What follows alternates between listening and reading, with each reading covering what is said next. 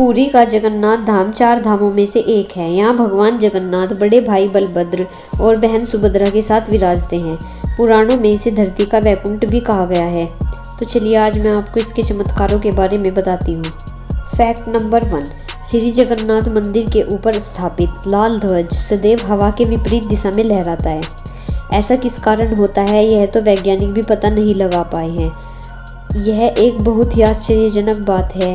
यह भी आश्चर्य है कि प्रतिदिन सायंकाल मंदिर के ऊपर स्थापित ध्वज को मानव उल्टा चढ़कर बदलता है। ध्वज भी इतना भव्य है कि जब यह लहराता है तो इसे सब देखते ही रह जाते हैं। ध्वज पर शिव का चंद्र बना हुआ है। फैक्ट नंबर 2, यह दुनिया का सबसे भव्य और ऊंचा मंदिर है। यह मंदिर 4 लाख वर्ग फुट क्षेत्र में फैला हुआ है और इसकी ऊंचाई लगभग 214 फुट है। मंदिर के पास खड़े होकर इसका गुंबद देख पाना असंभव है। मुख्य गुंबद की छाया दिन में किसी भी समय अदृश्य ही रहती है, मतलब किसी भी समय मंदिर की परछाई नहीं बनती। दोस्तों, हमारे पूर्वज कितने बड़े इंजीनियर रहे होंगे यह इस एक मंदिर के उदाहरण से समझा जा सकता है। पुरी के मंदिर का यह भव्य रूप 7वीं सदी में निर्मित किया गया था। फैक्ट नंबर 3, पुरी में किसी भी स्थान से आप मंदिर के शीर्ष पर लगे सुदर्शन चक्र को देखेंगे तो वह आपको सदैव अपने सामने ही लगा दिखेगा। इसे नीलचक्र भी कहते हैं। यह अष्ट धातु से निर्मित है और अति पावन और पवित्र माना जाता है।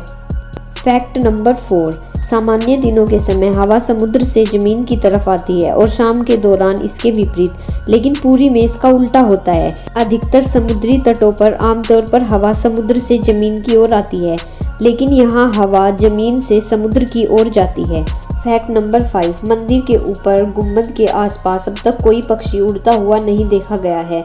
इसके ऊपर से विमान नहीं उड़ाया जा सकता। मंदिर के शिखर के पास पक्षी उड़ते नजर नहीं आते, जबकि देखा गया है कि भारत के अधिकतर मंदिरों के गुंबदों पर पक्षी बैठ जाते हैं या आसपास उड़ते हुए नजर आते हैं, लेकिन यहाँ ऐसा कुछ भी नहीं हुआ है।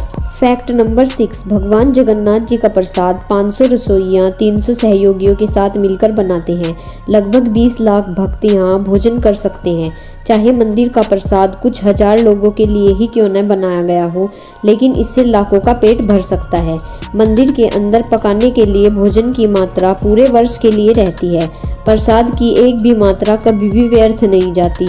मंदिर की रसोई में प्रसाद पकाने के लिए 7 बर्तन एक दूसरे के ऊपर रखे जाते हैं और सब कुछ लकड़ी पर ही पकाया जाता है। फिर ऊपर से नीचे की तरफ एक के बाद एक पकती जाती है, अर्थात सबसे ऊपर रखे बर्तन का खाना सबसे पहले पक जाता है। पकना सबसे नीचे का चाहिए, लेकिन सबसे पहले सबसे ऊपर रखे बर्तन का खाना पक जाता है। क्यों दोस्तों, है ना यह चमत्कार की बात। फैक्ट नंबर 7, मंदिर के सिंह द्वार में पहला कदम प्रवेश करने पर ही आप सागर द्वारा निर्मित किसी भी ध्वनि को नहीं सुन पाते। आप एक ही कदम को बाहर रखें तभी आप इसे सुन सकते हैं। इसे शाम को स्पष्ट रूप से अनुभव किया जा सकता है। इसी तरह मंदिर के बाहर स्वर्ग द्वार है जहां मोक्ष प्राप्ति के लिए शव जलाए जाते हैं, लेकिन जब आप मंदिर से बाहर निकलेंगे तभी आपको लाशों के जलने की गंध महसूस होगी। फैक्ट नंबर 8, यहाँ श्री कृष्ण को जगन्नाथ कहते हैं। जगन्नाथ के साथ भाई बलभद्र मतलब बलराम और बहन सुभद्रा विराजमान हैं। तीनों की ये मूर्तियां काष्ठ की बनी हुई हैं। इस मंदिर में गैर भारतीय धर्म के लोगों का प्रवेश प्रतिबंधित है। माना जाता है कि ये प्रतिबंध कई विदेशियों द्वारा मंदिर और निकटवर्ती क्षेत्रों में घुसपैठ और हमलों के कारण लगाए गए हैं। पूर्व में मंदिर को क्षति पहुंचाने के प्रयास किए जाते रहे हैं। दोस्तों, आपको इस मंदिर में एक बार जरूर जाना चाहिए और भगवान श्री जगन्नाथ के दर्शन भी करने चाहिए। साथ ही आप वहां के चमत्कारों को भी देख सकते हैं। और अगर आपको वीडियो अच्छी लगी हो तो वीडियो को लाइक और चैनल को सब्सक्राइब जरूर करें।